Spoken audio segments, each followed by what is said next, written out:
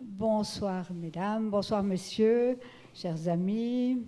Je suis très heureuse au nom de la section des sciences morales et politiques de l'Institut national genevois de vous accueillir ce soir pour entendre Madame Micheline Calmiret, ancienne conseillère fédérale, qui va nous parler donc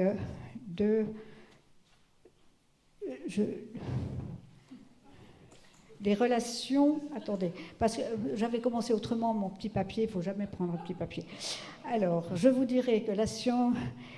Donc, nous sommes très honorés d'accueillir ce soir Madame Micheline Calmiret pour nous entretenir de la politique étrangère en Suisse. Micheline Calmiret est née à Sion, elle est originaire de Chermignon. Après une maturité commerciale, elle a poursuivi ses études à Genève, à l'Institut des hautes écoles internationales et du développement. Elle s'engage en politique au sein de la section genevoise du Parti socialiste suisse et l'aura présidé avec brio durant son impressionnant parcours.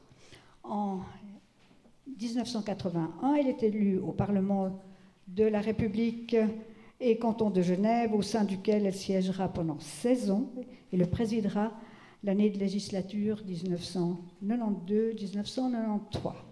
S'ensuit son élection au Conseil d'État, qu'elle préside en 2001-2002. Ainsi, après 9 ans à la tête du département des finances du canton, elle est élue au Conseil fédéral et poursuit sa carrière politique à la tête du département des affaires étrangères. Elle sera présidente de la Confédération en 2007 et en 2011. Dans le cadre de ces nombreux défis, Micheline Calmiret a soutenu une neutralité active de la Suisse, a vécu l'entrée de la Suisse à l'ONU et s'est en particulier attachée à développer les relations de la Suisse avec l'Union européenne. En mai 2012, Micheline Calmiret, docteur honoris causa de l'Université de Genève, est nommée professeur invité. Ce bref survol de son parcours principalement politique est un résumé très incomplet des engagements de Micheline Calmiret, à qui j'ai le grand plaisir de céder la parole. Merci Micheline.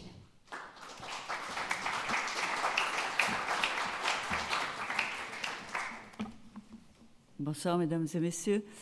Merci Christine. Vous aurez compris que Christine Saeg et moi, nous sommes de vieilles connaissances politiques. On a fait la quasi-totalité du parcours ensemble au Parti socialiste genevois.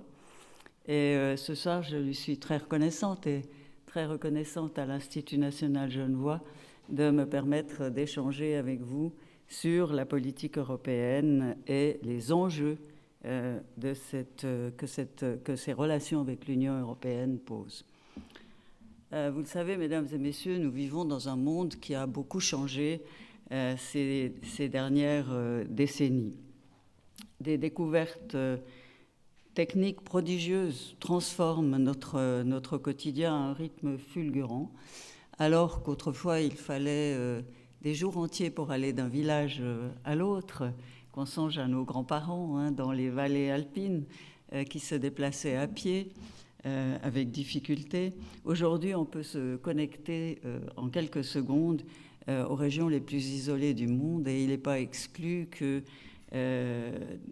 des personnes au fond d'un hameau risicole en Asie mangent les mêmes frites que nous et se connectent aussi par Internet. Nous sommes passés aussi d'un monde dominé par le continent européen à un univers au sein duquel les lieux de décision se sont multipliés et décentralisés. Et l'autre changement, c'est un monde interdépendant où les risques sont globaux et où les rapports de force se complexifient. Les jeux de quelques superpuissances commencent à remplacer le multilatéralisme classique. Nous assistons à ce qu'on pourrait appeler une dislocation de l'ordre international, plus diplomatiquement exprimée, à une adaptation générale au changement du monde. On voit se profiler une rupture transatlantique. On voit le président Trump qui pulvérise quelques accords internationaux, comme l'accord de Paris sur le climat ou le traité de libre-échange transpacifique, qui décrète des taxes sur les importations au mépris des règles internationales, qui mène une guerre commerciale contre la Chine et contre l'Europe. Il teste les Européens et l'Alliance atlantique, il reconnaît Jérusalem comme capitale d'Israël et se retire de l'accord sur le nucléaire avec l'Iran. La Chine, qui un temps s'était faite la défenseur du multilatéralisme, recule et refuse de se joindre au traité sur les armes nucléaires de portée intermédiaire. Elle s'oppose à la multilatéralisation du traité et privilégie ainsi la compétition des grandes puissances.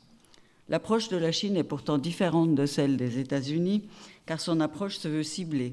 Elle est aussi à l'origine de la création d'une nouvelle banque de développement et du projet de route de la soie qui implique de nombreuses relations bilatérales avec les pays traversés par cette route de la soie.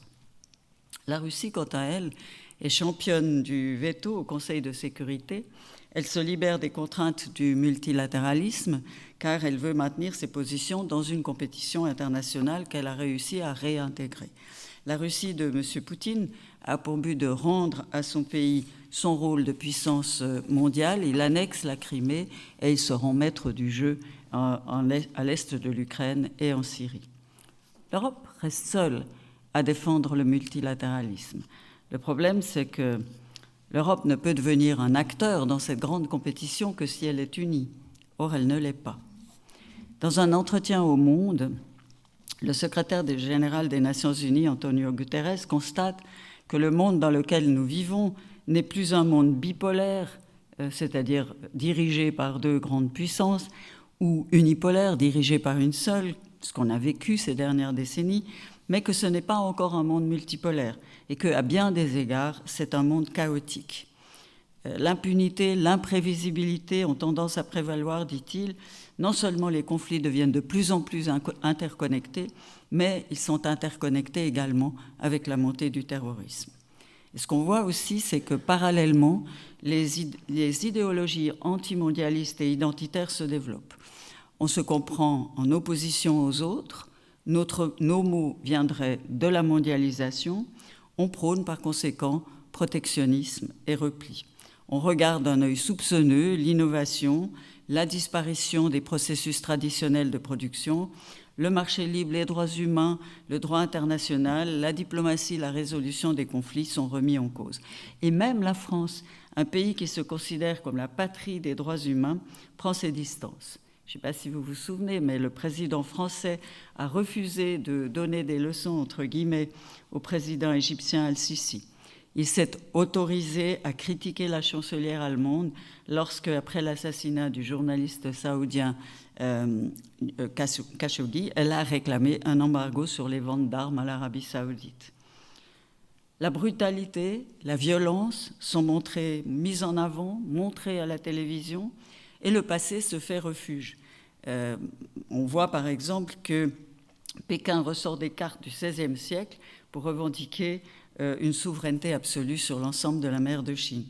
La Russie fait valoir que la Crimée est russe depuis 4 siècles et que ça l'autorise donc à l'annexer. Et la démocratie recule, y compris en Europe continentale. Des acteurs néopopulistes et leurs partis ou mouvements gagnent en importance. Et c'est là un grand défi pour nous, parce que l'opposition, elle vient de l'intérieur. Ce qui est en jeu, c'est une certaine forme de la démocratie.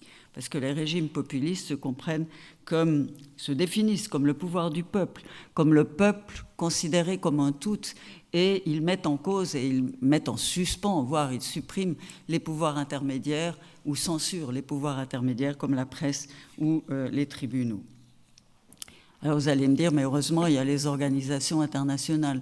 Les organisations internationales créées au lendemain de la Deuxième Guerre mondiale redoublent d'activités, déploient des centaines de milliers de soldats de la paix, mais le fonctionnement de ces organisations ne reflète plus la répartition des forces ni la complexité de beaucoup de problèmes, puisque ces organisations ont été créées précisément au lendemain de la Deuxième Guerre mondiale et correspondaient au rapport de force à ce moment-là.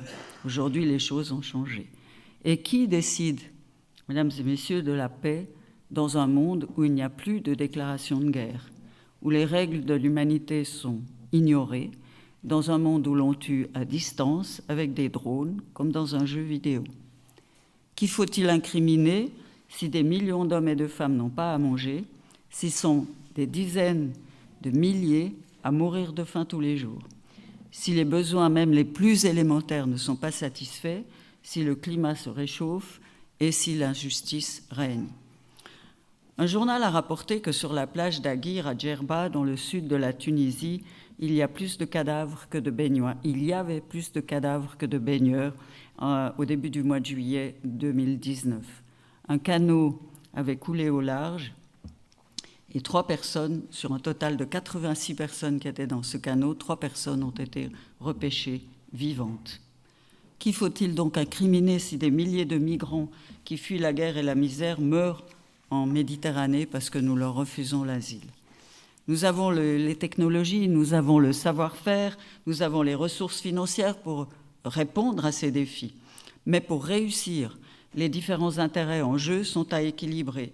Or, je vois quelques obstacles se dresser sur ce chemin vertueux dans la mesure où il n'existe aucune autorité supérieure qui puisse attester des risques globaux, ni une autorité de nature à imposer des mesures pour y répondre. En effet, qui c'est qui définit la nature des risques et des problèmes auxquels nous faisons face? Qui est responsable? Comment être certain que chacune et chacun puisse bénéficier du développement?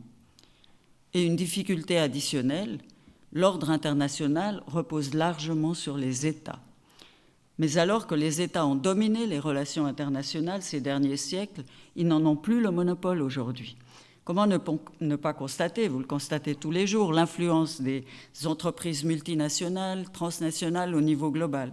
Comment ne pas ressentir à quel point les marchés influencent la marche des choses? Et comment ne pas connaître ou reconnaître l'influence de la société civile? Elle bénéficie des réseaux sociaux, son pouvoir s'élargit jusqu'à ébranler des régimes établis et modifie le cours des politiques nationales et internationales. La question est dès lors, que signifie la politique internationale? Quel est son rôle dans un monde globalisé où les États agissent parallèlement à des acteurs internationaux qui leur échappent et parfois leur imposent leur agenda?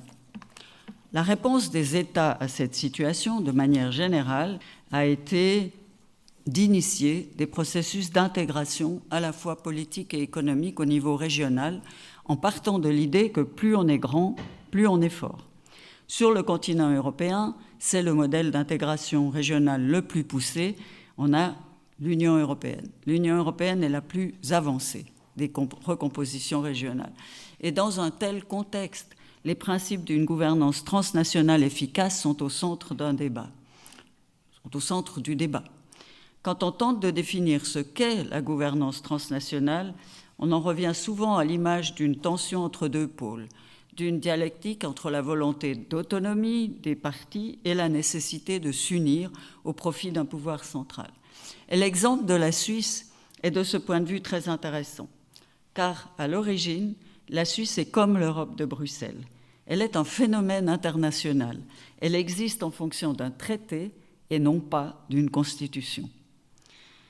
La culture politique de la Suisse, et je veux en parler parce que ça a de l'influence sur les événements que nous connaissons aujourd'hui et sur les difficultés que nous avons dans nos relations avec l'Union internationale. Donc, la culture politique de la Suisse est particulière. Elle est, je dirais, atypique. Elle ne ressemble pas aux cultures nationales qui nous entourent. Elle est une représentation fidèle d'une culture européenne dont elle est le référent. La démocratie suisse est antérieure à la Réforme et à la Révolution française. En 1323, le servage est aboli dans l'ensemble des Waldstätten. Dans les 3 cantons dits primitifs, tous les hommes sont libres. Et en 1387, la Landsgemeinde de Glaris s'institue en assemblée souveraine où la majorité fait loi. Et Machiavel disait « Les Suisses détestent les princes et la noblesse ». Et je cite, « eux-mêmes jouissant tous de la plus grande liberté et sans la moindre distinction entre eux, hormis lorsqu'ils siègent dans les magistratures. » Très tôt, les Suisses obéissent à quelques règles élémentaires, à savoir celle de l'égalité des inégaux à tous les niveaux de l'exercice du pouvoir et celle de la subsidiarité, c'est-à-dire que les parties constituantes exercent les pouvoirs qui ne sont pas formellement délégués au centre. La Suisse n'a pas passé par l'étape de l'État-nation. Et paradoxe, cette ancienne démocratie, organisée comme une fédération décentralisée, étonne vraiment par sa très grande modernité. Au plan institutionnel, la Suisse est caractérisée par une forme de fédéralisme basé sur de multiples affiliations. Elle n'est pas un État-nation dont la résultante serait de produire des minorités culturelles et ethniques. En Suisse, on n'a pas de minorité. On a seulement des parties constituantes du pays. Elle est fondée, notre pays est fondé sur une démocratie qu'on appelle une démocratie institutionnelle, c'est-à-dire sur des institutions. C'est ça qui nous lie entre nous. C'est le fédéralisme, la démocratie directe et la neutralité. et un espace politique considérable a été dévolu aux citoyens et citoyennes suisses dans la mesure des processus de démocratie directe. Et les droits populaires, initiatives, référendums, votes et élections fréquents, partis politiques organisés au niveau de la fédération. Nous rejetons le centralisme, nous reconnaissons la spécificité des différents cantons et communes, la pluralité des langues, des religions et des traditions locales. Et pendant des siècles, la Suisse n'avait pas de centre officiel, pas de constitution, mais simplement une institution fédérale, la Diète, qui existait sans pouvoir vraiment précisément défini. Et aujourd'hui, d'ailleurs, le rôle de notre gouvernement central, le Conseil fédéral, est plus d'assurer un rôle de coordination que celui d'un vrai pouvoir affirmé, comme l'est celui, par exemple, d'un président Macron en France, ou d'un président Poutine en Russie, ou d'un président Trump aux États-Unis. Le Conseil fédéral est élu sans plateforme politique, sans programme de gouvernement, composé de représentants des plus grands partis politiques du pays qui doivent tenter de trouver des terrains d'entente pour pouvoir gouverner. Donc ce qui, en définitive, assure la cohésion du pays, c'est pas la religion, c'est pas l'ethnie, c'est pas la langue, c'est pas la culture, ce sont, au niveau des institutions, c'est la mise en place d'un principe d'équilibre. C'est de savoir que les processus de décision font toujours des gagnants et des perdants parmi les cantons, parmi les citoyens et les citoyennes, en raison de ces diversités. Il n'y a pas d'éternel perdant ni d'éternel gagnant. Quand j'étais membre du Conseil fédéral et qu'un projet qui me tenait à cœur était refusé, je n'étais pas perdante sur tous les plans de mon identité multiple, à savoir de personnes de gauche, de femmes, de genevoises et de Suisses. Forcément, il y avait un endroit où j'étais gagnante. Et comme notre système de référendum démocratique et nos droits d'initiative populaire autorisent les citoyens et les citoyennes à non seulement décider des orientations politiques, mais aussi à donner leur avis sur des questions de fond, l'esprit dogmatique n'a pas droit de citer chez nous. Et on a construit aussi des mécanismes appropriés pour rétablir l'équilibre si d'aventure il devait être perturbé. Système de péréquation financière intercantonale, double majorité canton, population pour certains votes, loi d'harmonisation en matière d'éducation, en matière fiscale, etc. Et l'AVS, surtout, minimum de solidarité sociale pour les personnes à la retraite, qui sont des marqueurs d'identité, tout comme la Poste ou d'autres institutions. Mais cette évolution a connu des hauts et des bas. Elle ne s'est pas faite sans effort. La Suisse a aussi un passé de conflits idéologiques et religieux qui ont menacé sa survie. Les violences se sont éteintes depuis, mais ce que nous avons appris, c'est à trouver des instruments de partage du pouvoir durant la longue période du Kulturkampf qui a abouti à l'État suisse moderne en 1848.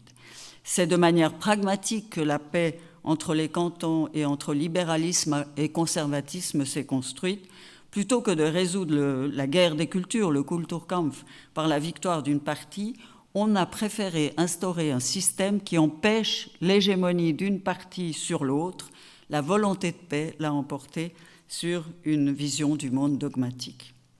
Et l'expérience institutionnelle de la Suisse a influencé maints penseurs et philosophes qui, en retour, ont contribué à la construction progressive de mes valeurs, de nos valeurs, pas seulement des miennes. Je voudrais citer le philosophe et religieux français du XVIIIe siècle, Charles-Irénée Castel, abbé de Saint-Pierre. Il a remarqué que la paix en Europe n'était pas donnée, qu'un fondement stable et durable déjà à l'époque, pour développer le continent faisait défaut.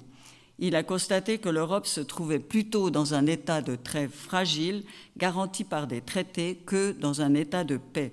Et dans son projet pour rendre la paix perpétuelle en Europe, il cite en 1713 les 13 souverainetés, c'est-à-dire les 13 cantons des Suisses, comme l'un des modèles pour que l'Europe trouve la paix dans une Union européenne. Déjà, il citait le mot Union, le mot d'Union européenne, où les conflits se termineraient sans guerre et par la voie des arbitres. Et Jean-Jacques Rousseau, qui a lu l'ouvrage de l'abbé de Saint-Pierre, énonçait, lui, comme principale source de discorde l'imperfection du droit et préconisait une force coactive qui ordonne et concerte les mouvements des sociétés afin de donner aux communs intérêts et aux engagements réciproques la solidité qu'ils ne sauraient avoir par eux-mêmes. C'est une union d'États dotée d'un organe de concertation que Rousseau appelle de ses voeux. En Suisse, la Constitution de 1848 a mis en place une telle force coactive avec l'institution du Conseil fédéral, qui est le gouvernement. Les politiciens européens ont suivi une voie analogue 200 ans plus tard avec la création de la Commission européenne en 1958.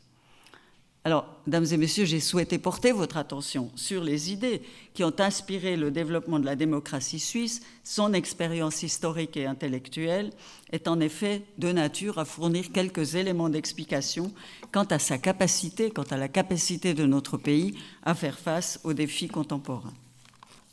Vous le savez, depuis 2008, la Suisse a fait montre d'une très grande résistance aux chocs internationaux et elle a prouvé sa capacité à procurer un bien-être durable à ses habitantes et à ses habitants, malgré un système financier international très connecté, malgré une économie tournée vers l'exportation, qui sont de nature, ces caractéristiques sont de nature à nous rendre très sensibles aux chocs et aux crises internationales. Malgré cela, la Suisse s'en est bien sortie et elle est leader des rankings de compétitivité et d'innovation, un des pays les plus hauts placés en termes de produit intérieur brut par habitant. Donc les fondamentaux économiques de la Suisse sont enviables. Par contre, notre pays n'a que très peu de ressources naturelles. Il est dépendant de l'extérieur pour ses ressources naturelles. La seule ressource que nous avons en abondance, c'est de l'eau. Ça peut être un très, très grand atout dans le monde qui nous attend avec le réchauffement climatique. Et un autre problème, c'est que nos principaux partenaires économiques sont dans notre environnement immédiat. Notre principal partenaire économique, c'est bien sûr l'Union européenne, mais dans l'Union européenne, c'est l'Allemagne. Et en Allemagne, c'est le Bade-Württemberg qui est plus important pour nous que la Chine comme partenaire économique. Donc, la Suisse est seule face au vent du grand large. Elle n'est pas membre de l'Union européenne, elle n'est pas membre de l'OTAN.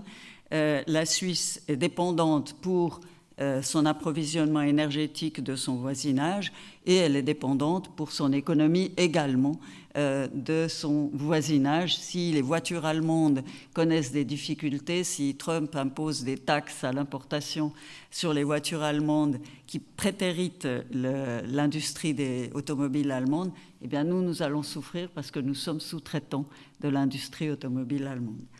Donc, quels sont nos atouts pour nous faire entendre dans ce monde? Nous sommes seuls face au vent du grand large. Alors, l'identité politique de la Suisse, elle est caractérisée par la neutralité, la démocratie directe et le fédéralisme. Et cette identité très particulière a influencé et influence toujours notre politique étrangère. Les difficultés de la Suisse dans ses relations avec l'Union européenne, et plus particulièrement l'aventure de l'accord institutionnel dont je vais vous parler maintenant, illustre la complexité de l'exercice. Nous vivons dans un monde d'interdépendance, où même l'État le plus puissant de la Terre ne peut pas résoudre les problèmes qui le touchent de façon isolément, tout seul, car il fait face à des risques qui ne connaissent pas de frontières. Je parlais du réchauffement climatique, on peut parler des problèmes de migration, on peut parler des crises économiques globales, on peut parler du terrorisme et des questions de sécurité. Les États ne peuvent pas résoudre ces problèmes seuls, puisque, si vous prenez le réchauffement climatique, ne connaît pas de frontières. Je veux dire, donc il faut qu'on se mette ensemble pour pouvoir résoudre ces problèmes. En conséquence de quoi, la politique étrangère d'un État, c'est-à-dire l'action d'un État sur la scène internationale, revêt une importance croissante aujourd'hui. S'y disputent les enjeux globaux, s'y exercent des rapports de force, s'y démontre la capacité d'un État à défendre correctement ses intérêts, et les autorités élues d'un pays participent à des compromis internationaux, se rendent à des conférences internationales et s'obligent à défendre les décisions de ces instances internationales chez eux. Quand ils rentrent à la maison, un ministre doit défendre les décisions. Par exemple, prenez l'accord sur le climat de Paris, les diminutions de CO2, les autorités suisses s'engagent à les défendre et à traduire ces décisions dans des lois du pays concerné. Alors même que forcément, ils n'ont pas toujours contribué de façon décisive à l'élaboration des compromis. Mais enfin, le compromis étant, ils doivent le défendre. Donc, en conséquence de quoi, la position du département des affaires étrangères des différents pays, des ministères des affaires étrangères des différents pays, se sont renforcés pratiquement partout. Pratiquement partout, les ministères des Affaires étrangères sont les ministères les plus importants après, évidemment, les autorités présidentielles ou les premiers ministres. En Suisse, le contraire se produit. Avec la multiplication des engagements pris au niveau international, chaque département voit l'intérêt de développer à son sein une politique étrangère sectorielle. Le département de l'Intérieur développe une politique environnementale internationale. Le département de justice a la main sur la politique migratoire. Donc c'est vraiment un gouvernement en silo. Et le département des affaires étrangères a la tâche difficile. Il est normalement chargé de coordonner l'action des autres départements, mais comme vous le savez, personne n'aime être coordonné.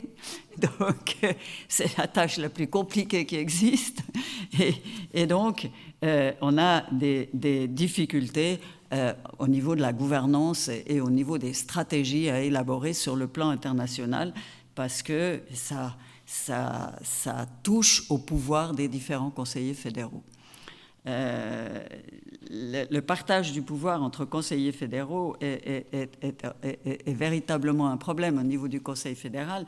Moi, j'étais favorable dès 2005 à l'idée d'un accord cadre ou d'un accord appelé accord institutionnel pour la raison suivante, c'est qu'un accord cadre ou un accord institutionnel permet de coordonner les positions de la Suisse sous la houlette du département fédéral des affaires étrangères, mais aussi de renforcer l'influence du département des affaires étrangères et de son ou sa représentante au niveau du Conseil fédéral. Je peux vous dire que l'enthousiasme de mes collègues fut des plus mesurés.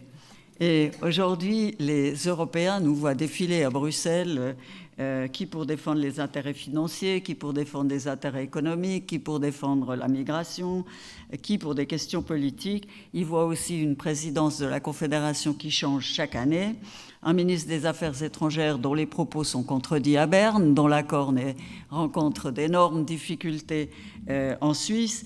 Il serait à tout le moins nécessaire de s'entendre et de rechercher un consensus intérieur avant de pouvoir entamer des négociations de façon à pouvoir les gagner et pouvoir avoir des positions claires sur le plan international. Cela requiert, encore une fois, au minimum de se soumettre à une coordination. En 2011, on a réussi à rattacher le bureau qui s'appelait à l'époque le bureau de l'intégration, c'est-à-dire le desk fédéral qui était chargé des relations avec l'Union européenne, à le rattacher entièrement au département des affaires étrangères, parce que jusque-là, il était rattaché à deux départements, l'économie et les affaires étrangères, ce qui nécessitait chaque fois des négociations avant même d'arriver au Conseil fédéral pour présenter un visage commun. Donc, finalement, on était arrivé au minimum requis, au plus petit dénominateur commun, avant même d'entamer des négociations. Voilà, donc, et puis le deuxième problème, c'est la capacité du système suisse à faire vivre un système de concordance effective. Ça, c'est un vrai problème. Le Conseil fédéral est désuni, il a vraiment beaucoup de peine à se décider. L'Union européenne presse la Suisse de conclure cet accord institutionnel. Elle ne veut pas que la Suisse applique le droit européen de manière différente de ses États membres. Elle veut qu'ils s'orientent, d'ailleurs, ces États membres, sur la jurisprudence de la Cour européenne de justice. Et le prix à payer pour approuver un tel accord fait débat, y compris au sein du Conseil fédéral. C'est vrai que la question est délicate, que c'est une question de destin qui nous amène peut-être à trancher entre nos intérêts économiques et nos intérêts politiques. Mais s'agissant de nos relations avec l'Union européenne, la nécessaire adaptation de notre système n'est pas un enjeu secondaire, n'est pas un enjeu d'une importance toute relative, c'est un enjeu de destin. C'est un enjeu très important qui nous engage pour l'avenir, qui nous engage sur le continent européen de façon plus ou moins importante avec l'Union européenne. Donc, vous me permettrez à ce stade de vous imposer deux conclusions. La première, je dirais, les mécanismes bilatéraux se multiplient et deviennent de plus en plus sophistiqués. L'intégration par la Suisse de l'acquis européen est moins cohérente et plus fragmentée que celle des pays appartenant à l'espace économique européen, parce que les relations avec la Suisse ont une base ad hoc et sectorielle. La voie bilatérale, c'est quelques 140 accords ou arrangements bilatéraux, et certains de nos interlocuteurs, et d'ailleurs, on n'a pas un accès complet au grand marché européen. On entend souvent dire que si on veut un accès européen, etc., puis on pense que c'est logique. On n'a pas un accès complet au grand marché européen. On a un accès que sectoriel et limité, basé sur les accords qu'on a conclus avec l'Union européenne. On n'a pas d'accord général et global. Et certains de nos interlocuteurs européens éprouvent parfois de l'admiration pour nos succès économiques, politiques, sociaux, mais ils sont aussi critiques. Ils disent que la mécanique bilatérale ne garantit plus l'homogénéité nécessaire au bon fonctionnement du marché intérieur européen. Ils estiment que nous cherchons à profiter de certains aspects du marché européen, que nous sommes ce qu'on appelle en allemand des Rosinenpickerei, c'est-à-dire que ceux qui, face à un cake au raisin, piquent les raisins et ne mangent pas le reste. Ils considèrent qu'on manque de solidarité et que les accords conclus avec la Suisse sont asymétriques vu la disproportion entre ce qu'offre l'Union européenne, un marché de 500 millions d'habitants, et ce qu'offre la Suisse, un marché de 8,5 millions d'habitants et donc de consommateurs et de consommatrices. En conséquence de quoi, l'Union européenne ne veut pas que la Suisse obtienne tous les avantages de l'adhésion sans en supporter aussi les obligations. Et elle est d'avis que les entreprises de pays tiers, c'est-à-dire comme la Suisse et comme la Grande-Bretagne maintenant, qui souhaitent participer à son marché intérieur, doivent à tout moment être soumises aux mêmes règles et respecter les mêmes normes juridiques que les États membres. Et si des directives plus strictes sont introduites, elles doivent valoir également pour toutes celles et ceux qui ont un accès au grand marché européen. Et du point de vue de l'Union, cela signifie que les accords qui permettent un accès au marché européen devraient constituer un espace juridique homogène. Non seulement l'acquis communautaire devrait être repris, mais également peu à peu le nouvel acquis devrait être lui aussi repris plus ou moins automatiquement, les explications, interprétations de la Cour européenne de justice, autrement dit la jurisprudence de la Cour européenne, devant être respectées. Pour la Suisse, évidemment, dans le cadre des accords d'accès au marché que nous avons conclus. De plus, pour la Commission européenne, les entreprises de pays tiers devraient être soumises à la même surveillance que celles des pays membres, selon les termes de règlement de différends institutionnalisés. Et ces exigences étaient déjà dans les conclusions du Conseil des ministres de l'Union européenne de 2008 sur les relations entre les États membres et l'Association européenne de libre-échange et la Suisse. Et ça constitue d'importants défis pour nous, pour l'évolution des relations bilatérales et pour la Suisse. L'Union européenne veut renoncer, c'est vraiment un changement de paradigme, à des solutions qui reposaient jusqu'à aujourd'hui et qui reposent encore aujourd'hui sur la reconnaissance mutuelle de l'équivalence des règles entre la Suisse et l'Union européenne. Elle juge cette procédure trop lourde, trop compliquée, et ce qu'elle veut, c'est qu'on reprenne plus ou moins automatiquement les évolutions, l'interprétation de la Cour européenne de justice et la surveillance de l'Union européenne sur l'application de ces normes. La deuxième conclusion, c'est que l'Union européenne impose à la Suisse une sorte de conditionnalité entre l'accès à son marché et la reprise de l'acquis et des évolutions futures des règles européennes. Ce qui implique, comme je vous l'ai dit, le contrôle de la manière dont la Suisse appliquerait le droit européen, un arbitrage contraignant de la Cour européenne de justice et une surveillance de la manière dont on fait les choses. Il n'est pas étonnant dès lors qu'un tel accord peine à convaincre les Suissaises et les Suisses placés dans cette situation. La question de la souveraineté, elle est présente. Le tribunal arbitral est la clé de voûte du système de règlement des différends. On peut penser que c'est une bonne chose. Moi, je pense que c'est une bonne chose. Mais quand même, lorsqu'un désaccord soulève une question qui touche à l'interprétation et à l'application du droit européen, le tribunal arbitral peut solliciter la Cour européenne de justice si cela est nécessaire et relevant pour décider dans un cas concret qui lui serait soumis. Or, les 5 accords existants qui sont concernés par l'accord institutionnel, c'est l'accord sur la libre circulation des personnes, le transport terrestre, le transport aérien, les obstacles techniques au commerce et les produits agricoles, ainsi que les futurs accords d'accès au marché. Ils relèvent pour une grande part du droit européen, ce qui restreint la portée du tribunal arbitral. Vous voyez, puisque quand ça relève du droit européen, il faudrait recourir à l'interprétation de la Cour de justice si on n'est pas d'accord entre les parties. Et c'est l'avis de la Cour de justice européen est contraignant. Et l'application en Suisse de la directive européenne sur les travailleurs détachés, dont vous avez certainement entendu parler, de cette polémique sur les 4 jours et les 8 jours, et on peut penser à un moment donné qu'après tout, c'est pas ça un grand débat et qu'on peut bien accepter 4 jours plutôt que 8 jours, mais pour appliquer ces mesures. Mais là, il ne s'agit pas d'un point mineur de 4 jours ou de 8 jours, il s'agit du droit applicable.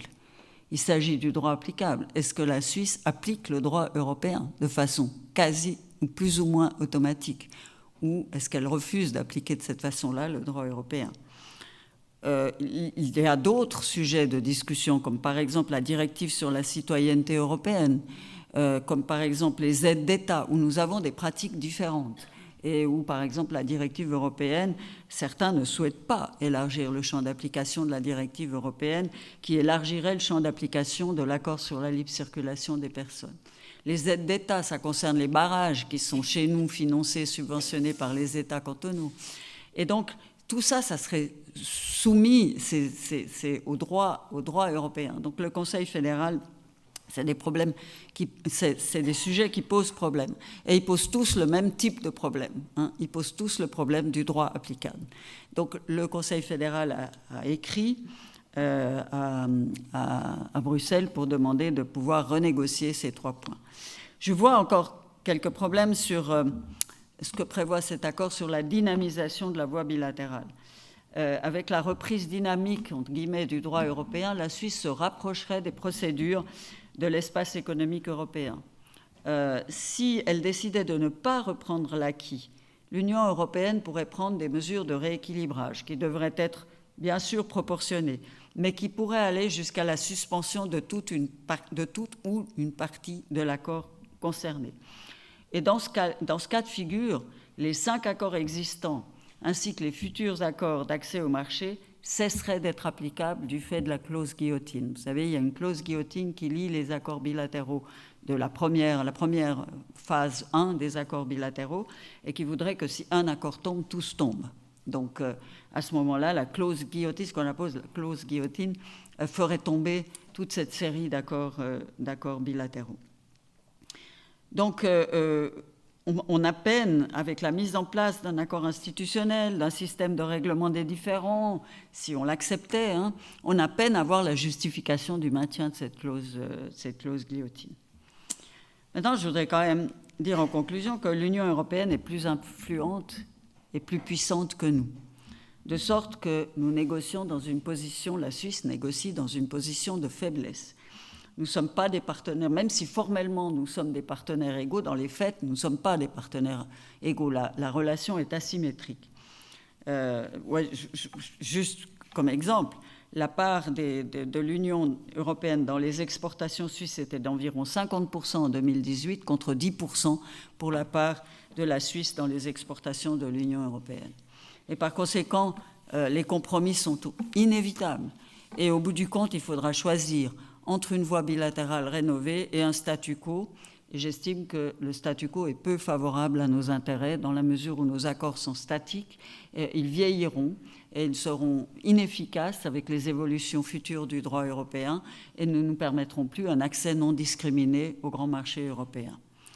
Donc voilà, on va devoir, et cet accord institutionnel nous place devant la difficulté de devoir choisir entre une indépendance, une souveraineté à 100% telle que le souhaitent certains, je veux dire complètement, certains ne souhaitent pas cette dépendance entre l'accès au grand marché et la reprise du droit européen concerné par ces accès, donc entre les intérêts politiques d'un côté et les intérêts économiques de l'autre. Et donc, on attend maintenant, le Conseil fédéral, comme je l'ai dit, a écrit à Bruxelles. On attend de voir passer la votation populaire sur l'initiative dite d'autodétermination qui, si elle est acceptée, rendra caduc l'accord de libre circulation des personnes et tous les accords des bilatérales une, potentiellement. Et donc, on attend ce résultat et ensuite, la Suisse a demandé des clarifications. En clair, ça s'appelle des renégociations, quoi, je veux dire, dans la mesure des points qui ont été soulevés. Voilà, ce que je voulais vous dire, c'est que traditionnellement, la politique étrangère de la Suisse avait pour objectif de maintenir l'équilibre entre deux puissances européennes rivales qui étaient la France et l'Allemagne. Cet objectif a aujourd'hui complètement disparu. Notre partenaire principal est désormais un ensemble composé de 27 États, l'Union européenne, qui se situe dans un processus dynamique d'intégration et qui conduit aussi ses relations avec d'autres États selon un processus dynamique. Ce partenaire ne cherche pas à conclure des accords ponctuels et statiques avec des États tiers comme nous, mais cherche au contraire à les amener à participer à son propre système de règles en constante évolution. Et vous voyez que les négociations de la Suisse avec l'Union européenne ressemblent furieusement à ce au journal de bord des négociations que l'Union européenne va mener avec le Royaume-Uni. Donc c'est intéressant de voir que l'Union européenne a un positionnement très clair. Elle cherche les États tiers, elle cherche à les amener à adhérer à son propre système de règles. Et si la Suisse a des relations très denses avec l'Union européenne dans nombre de domaines, elle est beaucoup plus réticente, voire franchement hostile à les renforcer sur le plan politique. Parce que, ça c'est mon commentaire personnel, hein, mais je pense que le rapprochement politique qu'implique un accord institutionnel négocié soulève un certain nombre de craintes quant à la pérennité de nos institutions et en définitive touche à notre identité. Je vous ai dit, l'identité de la Suisse, ça n'est pas une culture, ça n'est pas une langue, ça n'est pas une religion, ça n'est pas une ethnie. L'identité de la Suisse repose sur nos institutions. Et un rapprochement avec l'Union européenne fait craindre pour l'unité de ce pays qui est fondé sur des institutions communes et nous touche dans notre identité. Et en développant la voie des bilatérales avec l'Union européenne, la Suisse a cherché à résoudre une contradiction, à savoir sa situation au milieu du continent européen, sa situation géopolitique à laquelle elle ne peut pas échapper. On est vraiment au milieu du continent européen, donc on est des Européens, ça nous lie au sort de l'Europe, et une attitude plus que réticente quant à un rapprochement politique avec l'Union européenne. Et je dirais pour conclure que mettre en danger cet équilibre n'est pas sans risque. Merci beaucoup de votre attention.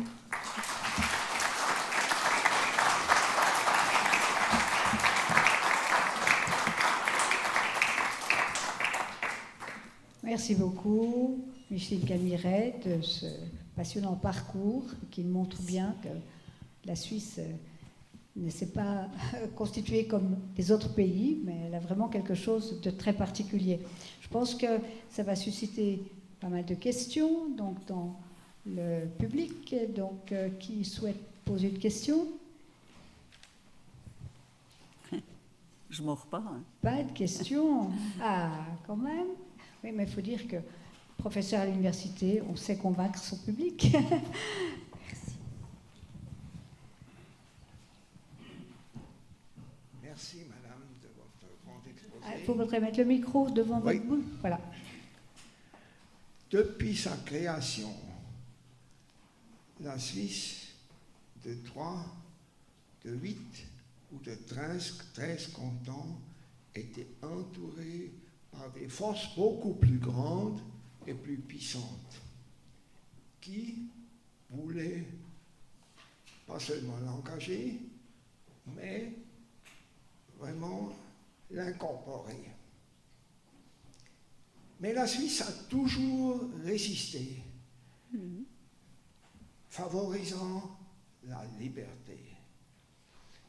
Et je pense que c'est un énorme droit, la liberté. Tous nos poètes suisses, même des poètes allemands comme Schiller et Goethe, ont toujours dit le plus grand droit que nous avons, c'est la liberté. Maintenant, le Brexit est réalisé, mais des forces politiques et financières de notre pays favorisent la soumission à l'EU. Est-ce que cette attitude ne crée pas un problème de liberté pour vous? Merci de votre question. Je crois que j'y ai partiellement répondu dans l'exposé que je viens de faire. Je pense que, encore une fois, on se situe face à une contradiction parce qu'on est sur le continent européen. Nos principaux partenaires sont nos voisins immédiats, à savoir le Bade-Württemberg, le Tyrol, le Milanais et en France, le Rhône-Alpes. Donc, ce sont nos principaux partenaires. On est très, très connectés à notre voisinage. Et on n'a pas de ressources naturelles, on dépend de l'extérieur pour notre approvisionnement énergétique. Et dans le monde d'aujourd'hui, avec les enjeux devenus globaux, on n'en s'en sortirait pas sans coopération internationale.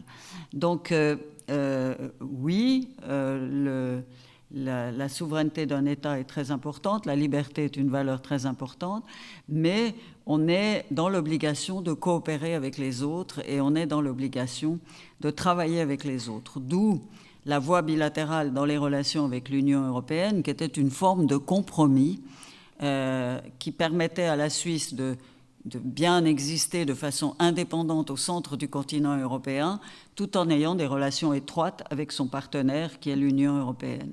Et la base de ces relations était la reconnaissance de l'équivalence des règles, entre des règles suisses et des règles européennes, consacrées par des traités bilatéraux.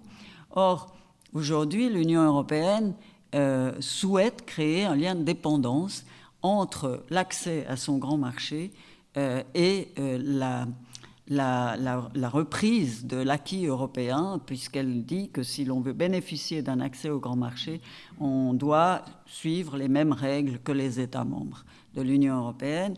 Et avec la proposition d'accord institutionnel qui est actuellement sur la table, ça pose un problème. Je dirais que la souveraineté, la notion de souveraineté, le bilan serait un peu mitigé quand même. Et donc, c'est à ça que nous sommes confrontés, c'est au choix auquel nous sommes confrontés quand il va falloir se prononcer sur l'accord institutionnel. C'est-à-dire, il va falloir choisir entre un accord institutionnel et privilégier éventuellement des intérêts économiques qui nous permettent d'accéder au grand marché européen sans obstacle et sans discrimination, ou alors de privilégier une conception de la souveraineté qui fait que nous n'accepterions pas ce type de règles que nous devrions reprendre et privilégiant ainsi l'aspect politique par rapport à l'aspect économique. Ça, le choix n'est pas encore fait. Le débat est à venir et c'est le peuple suisse qui va très certainement devoir le trancher, soit par un référendum obligatoire, soit par un référendum. De toute façon, il y aura un vote populaire sur cette décision-là. Le moment n'est pas encore tout à fait venu, puisqu'on attend, comme je vous l'ai dit, que l'initiative d'autodétermination passe le cap de la votation populaire ou passe pas, on verra. Mais si elle passe pas, ça sera plus la peine de discuter de rapprochement ou de quoi que ce soit avec l'Union européenne. Et si elle passe, pardon, je me trompe, si elle passe, ça sera plus, si elle passe pas, à ce moment-là, on va pouvoir parler, on va pouvoir voir la réponse de l'Union européenne aux demandes de clarification faites par le Conseil fédéral et ensuite voter.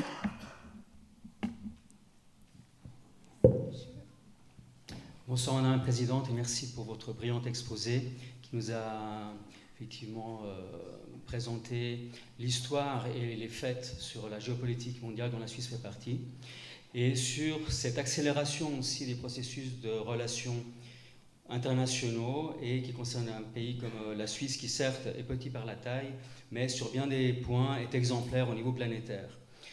Et sur cet aspect-là... Vous êtes courageux de le dire en ce moment, quoi. Oui, je suis courageux de le dire, mais je pense qu'il faut du courage, aujourd'hui, plus que jamais.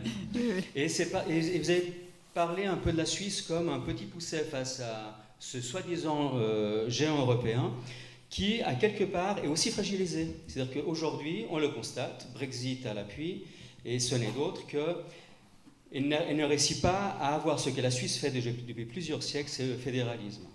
Ça fonctionne dans les pays que vous avez cités de l'Allemagne, il y a un fédéralisme allemand, il y a un fédéralisme américain, vous l'avez aussi cité. Or, il y a quand même quelque chose de très fort dans cette petite Suisse que l'Europe n'a pas réussi encore à faire, c'est-à-dire à créer une forme d'union. Elle a échoué avec une constitution européenne, elle a un traité mais qui aujourd'hui est quand même bancal, et puis surtout sur des régionalismes. C'est-à-dire que quelque part, sans prétention aucune, hein, la Suisse, l'Europe qui a quand même une certaine arrogance, souvent parce qu'elle veut imposer, à faire adhérer à elle-même ce qu'elle-même veut imposer, sans s'en donner vraiment les moyens, pourrait servir d'exemple à l'Europe. Alors c'est clair que ça n'arrivera jamais, parce qu'effectivement, ça m'étonnerait que le président français accepte de pouvoir dire ça, mais néanmoins, je ne sais pas si vous vous souvenez avec la crise des Gilets jaunes, les Gilets jaunes demandaient simplement avoir des référendums. Ils en parlaient. Et quand la Suisse a été évoquée dans des émissions télévisées, ils disaient oui, bien sûr, en Suisse ça existe, mais enfin, on ne va pas comparer le petit pays qu'est la Suisse. Alors ma question est la suivante, c'est que quelque part, est-ce que, oui, on ne pourrait pas avoir une fermeté? Bravo pour ce que vous avez tenté de faire pour simplifier cette forme de force que le Conseil fédéral n'a pas encore, mais peut-être que... Ma question est, qu'est-ce qu'on pourrait faire en Suisse pour avoir un président un peu plus représenté que simplement une fois par année et qu'on ne devrait pas commencer par là, bien que vous ayez essayé, pour finalement affirmer qu'on doit aussi pouvoir avoir un gouvernement qui peut tenir tête un petit peu aux États-Unis, un petit peu à la Chine et un petit peu face à l'Europe. Qu'est-ce que vous nous conseilleriez pour agir par l'intérieur? Merci de votre question. Je ne vais pas donner de conseils, mais je pense que l'efficacité de la politique étrangère suisse tient à plus que simplement un président fort. Je pense qu'on a un bon système politique, mais qu'il faut simplement que les partis politiques cessent de gouverner en silo. Qu'il faut qu'ils se mettent d'accord pour élaborer des stratégies communes. Ce n'est pas un exercice facile parce qu'effectivement, on est élu sans programme de gouvernement, mais à un moment donné, il faut se donner la peine d'élaborer des stratégies communes et non pas de taper sur la tête de celui qui la lève un peu trop haut par rapport à ses collègues. On a une culture politique là qui commence à nous desservir et je pense que le ministère des Affaires étrangères devrait être le ministère chargé de faire la politique étrangère et de coordonner l'ensemble des politiques internationales des différents départements. Et c'est pas la tâche du président. Ça, c'est une évolution récente de faire de la politique étrangère. En Suisse, c'était le ministre des Affaires étrangères. Ça a commencé à peu près un peu après moi. Où le président a commencé à vouloir commencer à discuter, parce qu'évidemment, c'est très valorisant d'être vu serrant la main des chefs d'État, etc. C'est très valorisant. Et donc, les présidents, évidemment, ils ont eu envie de faire ça et pas laisser le travail au ministre des Affaires étrangères. Mais je crois que là, il y a une clarification qui s'impose sur le rôle des uns et des autres.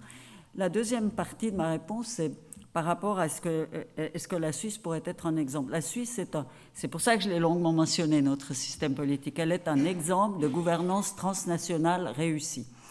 Et c'est vrai que moi, j'étais en France, à l'ambassade de Suisse à Paris, pour parler à des députés français du système suisse, ils étaient perturbés par la revendication des Gilets jaunes, et ils voulaient savoir comment ça fonctionne. Et je leur ai expliqué que ce n'était pas simplement l'organisation de vote populaire, mais que c'était un système très construit, très complexe, et qui fonctionnait extrêmement bien, où les Suisses avaient leur mot à dire et n'étaient pas cantonnés à devoir simplement élire tous les 4 ans ou les 5 ans leurs représentants au Parlement, puis qu'entre deux, ils ne pouvaient plus rien dire et plus rien faire.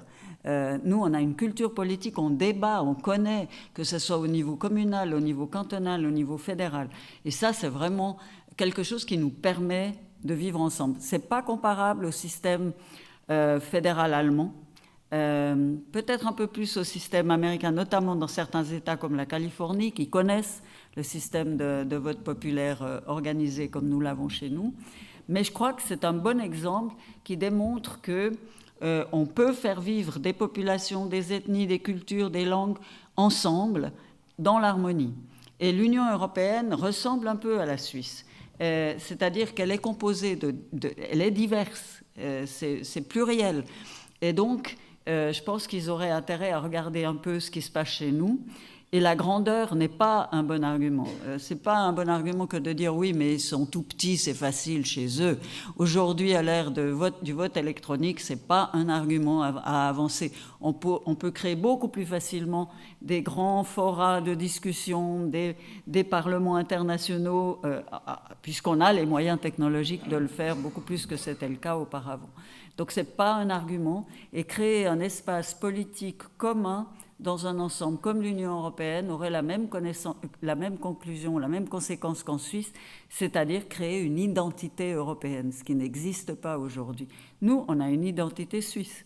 C'est vrai, avant tout genevois, mais on est aussi suisse. Et donc, en France, ils sont français, quoi. Je veux dire, européen, c'est quelque chose qui n'a pas vraiment de consistance. Et donc, ça permettrait de créer, de vraiment renforcer cette identité européenne. Je crois on serait, mais comme vous dites, il y a quelque part, je ne sais pas si c'est pas de la jalousie, mais c'est quelque part bizarre, quoi. Je veux dire, on n'est pas aimé, on réussit trop bien. Quelque part, on nous en veut, et on cherche à nous punir. Moi, j'ai ce sentiment parfois, mais enfin voilà. Oui, bonsoir, merci Madame Calmiré. Je suis aussi de formation économiste et votre exposition m'a donné beaucoup de réflexions au futur parce que j'ai aussi négocié pour mon pays à l'OMC les accords commerciaux. Et vous savez, le Brexit, le Royaume-Uni, maintenant, ce n'est pas partie de la communauté européenne. Et on dit que le fait que le Royaume-Uni va négocier futurement ces accords commerciaux avec l'Union européenne pourra être un avantage pour la Suisse pour sa future négociation des accords bilatéraux. Quelle est votre opinion sur ça? Est-ce que ça serait un avantage de que la Suisse attend un petit moment pour voir qu'est-ce que ça va être négocié entre ces deux et après la Suisse pourra aussi se bénéficier de cette expérience? Ils disent ok, l'Union européenne ne pourra pas donner plus au Royaume-Uni qu'à la Suisse. Qu'est-ce que sera votre opinion sur ça? Il y a des côtés positifs et des côtés négatifs. Les côtés négatifs, c'est que l'Union européenne... Donc les problèmes sont assez semblables, ceux auxquels va faire face le Royaume-Uni dans ces négociations et les problèmes auxquels fait face la Suisse. Ça concerne la libre circulation des personnes, évidemment. Ça concerne les conditions de travail des expatriés au Royaume-Uni, des expatriés européens au Royaume-Uni. Donc c'est une problématique que nous connaissons. Je veux dire, ça concerne les questions d'accès au grand marché européen, les questions économiques, à commencer par la pêche. Donc il y a des problèmes de fond qui sont assez semblables que les nôtres. Et puis des problèmes institutionnels, parce qu'évidemment l'Union européenne a la même démarche vis-à-vis des États tiers, vis-à-vis de tous les États tiers, c'est-à-dire elle veut instaurer un lien de dépendance entre l'accès au marché et l'observation des règles européennes, la reprise de l'acquis européen. Or, les Britanniques ont d'ores et déjà dit qu'il était hors de question pour eux. Nous, vous voyez le sort qui est réservé à l'accord institutionnel en Suisse, il est beaucoup discuté. La question du droit applicable va être au centre de l'attention. Et je dirais que l'Union européenne, alors le point négatif, c'est que l'Union européenne nous joue les uns contre les autres. Parce que ce qu'elle accorderait à la Suisse, elle ne peut pas ne pas l'accorder au Royaume-Uni et vice-versa. Donc le côté négatif, c'est qu'elle nous joue les uns contre les autres. Et bon, c'est vrai que nous, on n'est pas dans une position de puissance telle que celle du Royaume-Uni et qu'on a des rapports asymétriques avec l'Union européenne, très fortement asymétriques, même si formellement on est sur un pied d'égalité. L'avantage, c'est qu'évidemment, le Royaume-Uni étant plus fort et plus puissant que nous, est dans une meilleure situation pour négocier des avantages que autrement peut-être nous ne pourrions pas obtenir. Donc la Suisse, vous l'avez remarqué, elle est en train de jouer la montre, donc elle est en train d'appuyer sur le frein. Il y a la votation, encore une fois, sur cette initiative. Les partenaires sociaux ont été réunis, ils tentent de se mettre d'accord. Pour le moment, on n'a encore rien vu venir. Donc voilà, l'Union européenne nous presse d'accepter cet accord et nous, on est plutôt attentistes, attendons de voir. Hein, je veux dire, on attend, on pèse sur le frein depuis 2008, parce que c'est depuis 2008 que l'Union européenne souhaite changer le régime à notre égard. Et on a joué l'incompréhension jusqu'à ce que cet accord institutionnel vienne sur la table. Et là, maintenant, on met le pied sur le frein. Donc, il y a des avantages et des inconvénients. Voilà, c'est tout ce que je peux vous répondre pour le moment. Il faudra voir comment l'Union européenne réagit aux demandes du Royaume-Uni aussi. Je voudrais relever que nous sommes tous fiers d'être Suisses. On admire tous notre système. Mais on se montre aussi incapable de décider. Depuis le temps que vous venez de le dire, qu'on met le pied sur le frein, on est plutôt fort, en l'occurrence, pour mettre le pied sur le frein, plutôt que sur l'accélérateur. Ouais, mais donc, en il y a quand même l'occurrence... une caractéristique du système suisse, je pense, c'est le système des partis politiques qui n'arrivent pas à se décider, qui fait qu'on suit toujours l'opinion plutôt que d'essayer de la devancer, plutôt que de l'orienter, de la diriger. Donc on est toujours en retrait. Donc je pense que comparé à ce point-là, on n'est pas bien meilleur que l'Union européenne. L'Union européenne, c'est elle qui nous pousse à décider, hein, en l'occurrence. Et maintenant, nous, on met le pied... Moi, je pense que ce n'est pas une mauvaise chose de mettre le pied sur le frein à l'heure actuelle, je vous dirais franchement, parce que il n'y a pas de consensus intérieur.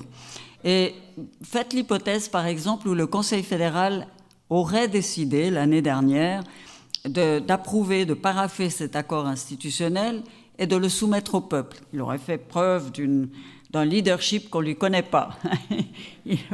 Il aurait soutenu cet accord, l'aurait soumis au peuple. Que croyez-vous qu'il serait arrivé?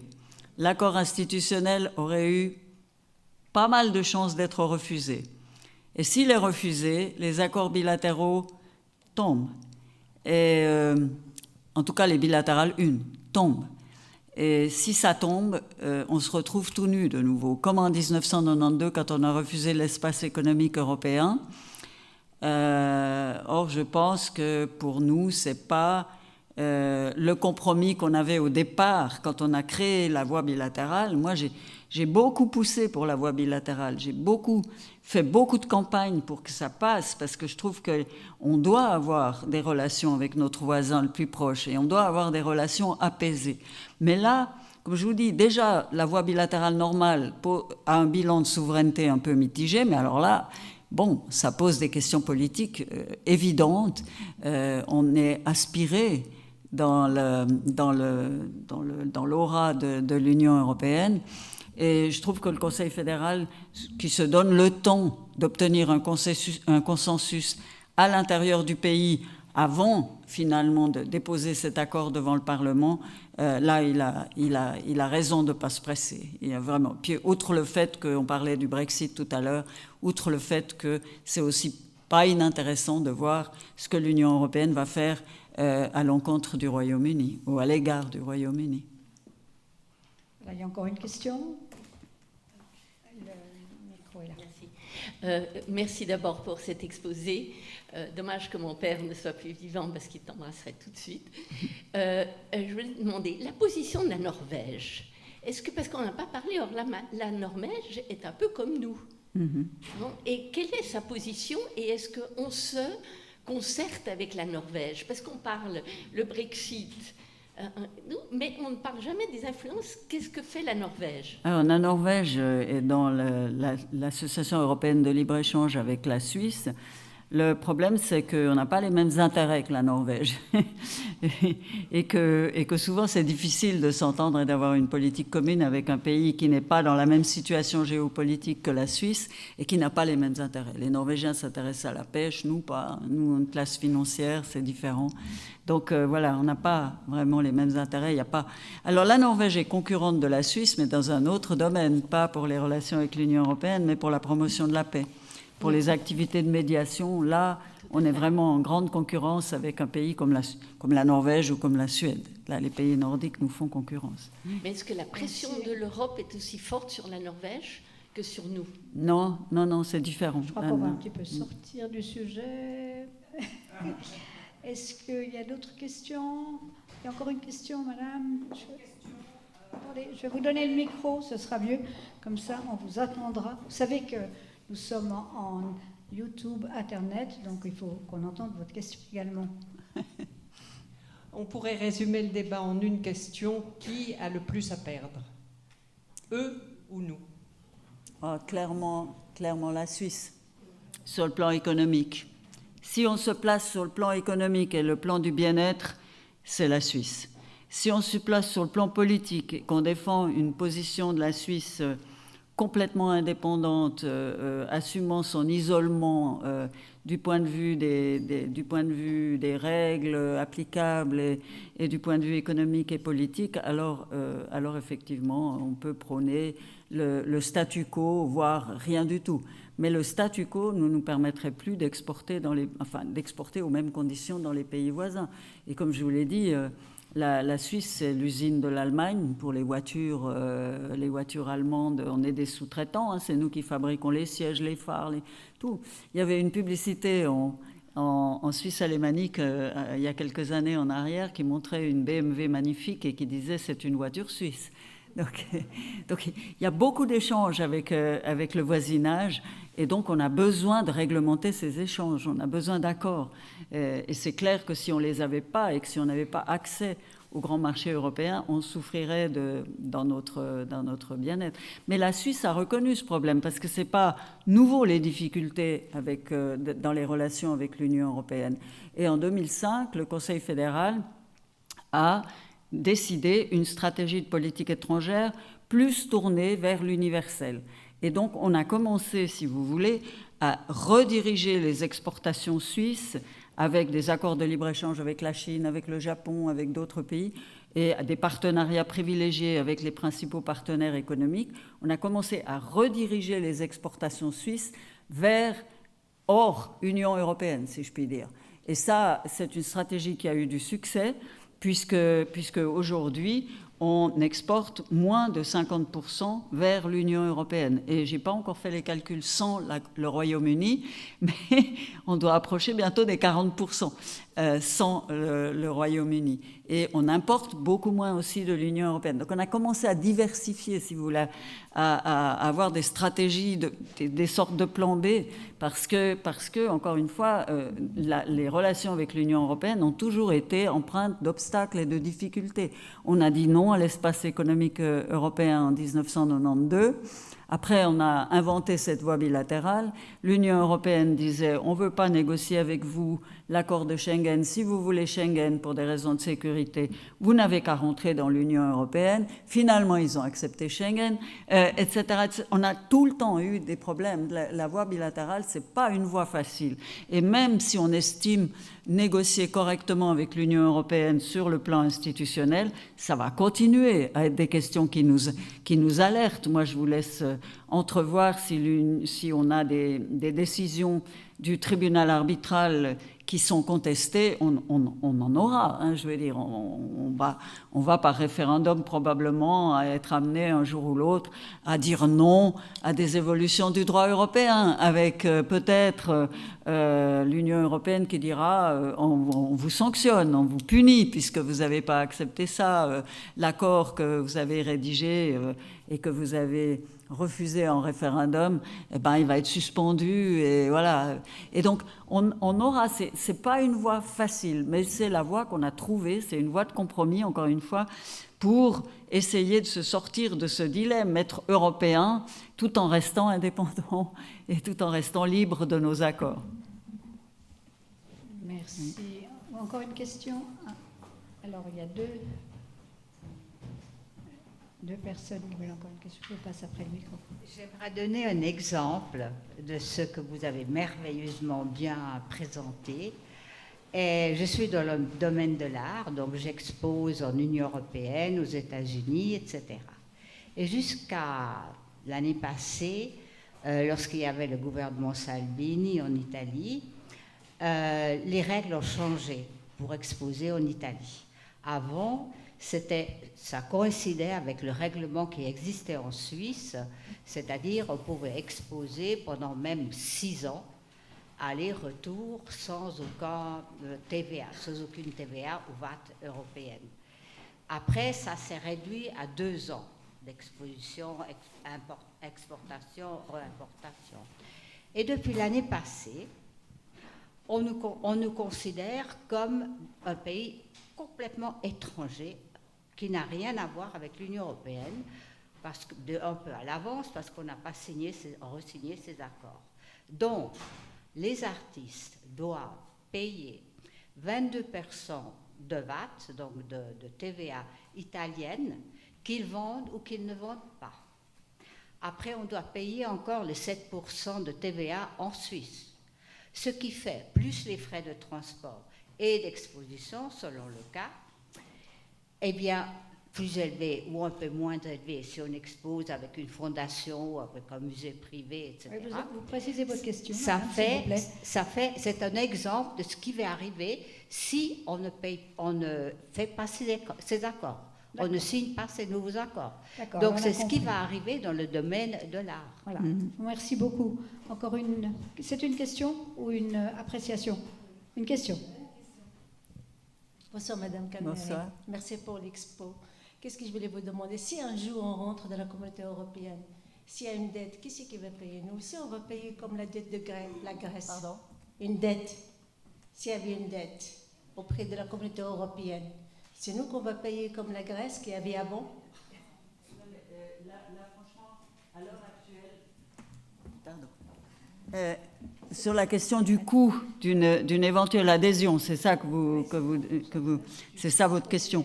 D'abord, de 1, l'adhésion, il y a presque 12% ou 13% des Suisses qui sont favorables, donc à moins d'un tremblement de terre, je ne vois pas.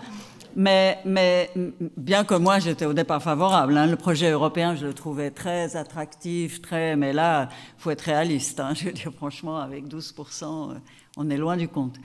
Maintenant, quant au coût, la Suisse est partie d'un tas d'organisations européennes, comme Euratom, comme Frontex pour la surveillance des frontières, etc., etc. Et l'adhésion politique, si vous voulez, hein, c'est comme pour l'adhésion aux Nations Unies, finalement. On paye notre appartenance, on paye pour les programmes de recherche, on paye. Donc, évidemment que finalement l'adhésion, le solde ne serait pas très très important par rapport à aujourd'hui, à ce que nous payons aujourd'hui. Je n'ai pas les chiffres en tête par cœur, hein, et puis on reçoit de l'Union européenne aussi beaucoup. Hein. Dans les programmes de recherche, je crois que les Suisses sont bénéficiaires par rapport au coût que ça implique d'y participer. Merci beaucoup, Micheline Camiret, cette très intéressante conférence qui nous a bien montré notre particularité qu'on aime, mais qui effectivement a un peu de problème à s'intégrer dans l'Europe, comme peut-être l'Europe le souhaiterait. Je vous remercie infiniment, je remercie le public aussi infiniment de sa présence, et vous pourrez nous rejoindre au bar pour un verre de l'amitié. Merci beaucoup. Merci à tous.